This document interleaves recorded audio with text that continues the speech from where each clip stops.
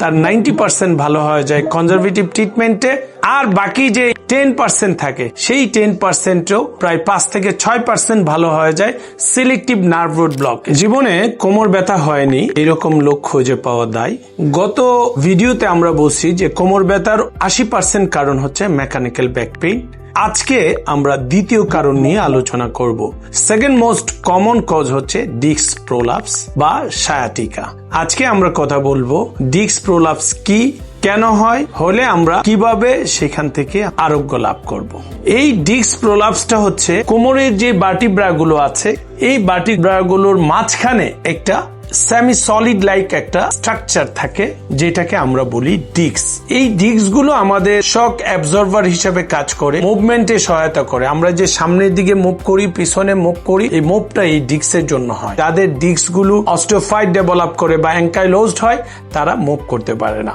এই ডিস্কের মধ্যে যত উপর থেকে নিচের দিকে যাওয়া হয় ওজনের সে ভর বেশি নিতে হয়, আল্লাহ এখানে ডিস্ক গুলো একটু বড় করে দিয়েছে। সেই ক্ষেত্রে এই অংশটাকে বলা হয় লাম্বার রিজন। এই লাম্বার রিজনের যে ডিস্ক গুলো আছে এই ডিস্কের মধ্যে যদি কোনো কারণে প্রেসার বেশি পড়ে, তার নিজস্ব ওজন যতটুক নেওয়ার কথা তার চেয়ে যদি বেশি ওজন কোনো কারণে নিয়ে নিতে হয় তখন এই ডিস্ক গুলো বাল্জ হয়। এই বাল্জটা যদি আরো বেশি পরিমাণ প্রোট্রুশন হয় তখন আমরা এটাকে বলি প্রোলাপস। এই প্রোলাপস যদি নার্ভের মধ্যে চাপ দেয়, স্পাইনাল কর্ডেও চাপ দিতে পারে অথবা নার্ভ রুটের মধ্যেও চাপ দিতে পারে, সেই ক্ষেত্রে তখন আমাদের কোমরে ব্যথা হয়। পাশাপাশি এই নার্ভ রিলেটেড আমাদের যে পায়ে ব্যথা দেখা দেয় তখন এটাকে আমরা বলি সায়াটিকা। তাহলে এই ডিস্ক প্রোলাপসের কারণে নার্ভে যেই ব্যথা হয় সেটাকেই বলা হয় সায়াটিকা।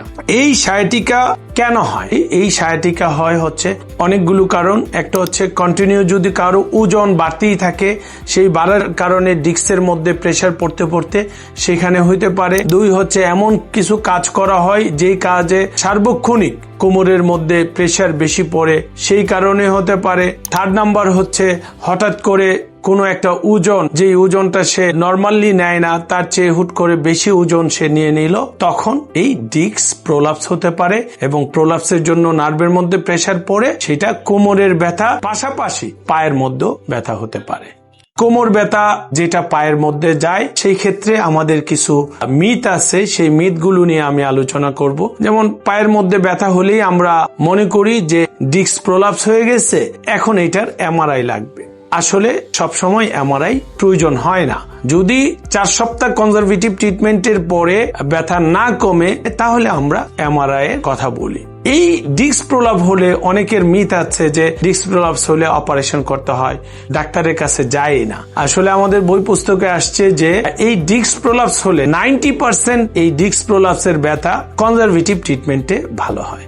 এই ডিস্ক প্রোলাপসের সাথে আরেকটা মিথ আছে যে ডিস্ক প্রোলাপ হয়ে পায়ের মধ্যে ব্যথা গেছে, টানা সে রেস্টে থাকার চেষ্টা করে, আমাদের কাছে আসে, এসে বলে যে স্যার 2 সপ্তাহ 3 সপ্তাহ রেস্ট লিখে দেন। আসলে এই ডিস্ক প্রোলাপস হলে আমরা বলি যে যত দ্রুত সে কাজে যেতে পারে ততই তার পেইন রিলিফটা কমে যায় এবং আদার সিমটম গুলো রিডিউস হয়। সেক্ষেত্রে বেশি দিন যদি শুয়ে থাকে তাহলে এটা ক্রনিক পেইনে সে কনভার্ট হতে পারে। সেই জন্য যত কম সময় রেস্টে থাকা যায় চেষ্টা করতে হবে। ডিস্ক প্রোলাপস নিয়ে আরেকটা মিথ হচ্ছে বেল ব্যবহার করে। এই কোমরের ব্যথা, এটা ডিস্ক প্রোলাপস ছাড়াও কোমরের ব্যথার ক্ষেত্রে অনেকে এই মাসের পর মাস, বছরের পর বছর বেল ব্যবহার করে। এটা করা যাবে না। আমাদের বই পুস্তকে আসছে সেটা হচ্ছে 4 থেকে 6 সপ্তাহ বেল ব্যবহার করা যাবে। এর বেশি যদি বেল ব্যবহার করা হয় কোমরের যে মাসলগুলো আছে এই মাসলগুলো উইক হয়ে যায়, পরবর্তীতে তার দীর্ঘ সময়ের জন্য কোমর ব্যথা কন্টিনিউ হয়। কোমর ব্যথার মিথগুলো আমাদের জানা হলো। কোমর ব্যথা সাথে পায়ে ব্যথা হলে তাহলে আমরা কি করব? আমরা ইনিশিয়ালি 2 থেকে 3 দিন রেস্টে থাকবো, ডক্টরের শরণাপন্ন হব এবং সেখানে যেই নিয়মগুলো দিবে এবং একটা কনজারভেটিভ চিকিৎসা দিবে সেই চিকিৎসা মেনে চলবো। আবারও বলি যে কোমর ব্যথা যেটা ডিস্ক প্রোলাপসের কারণে হয় তার 90% ভালো হয়ে যায় কনজারভেটিভ ট্রিটমেন্টে, আর বাকি যে 10% থাকে সেই 10%ও প্রায় 5 থেকে 6% ভালো হয়ে যায় সিলেক্টিভ নার্ভ রুট ব্লকে। সেটা নিয়ে আমরা আরেকদিন একটা এপিসোড করব। আর বাকি যে 2 থেকে 3% থাকে সেটার জন্য অপারেশন লাগতে পারে।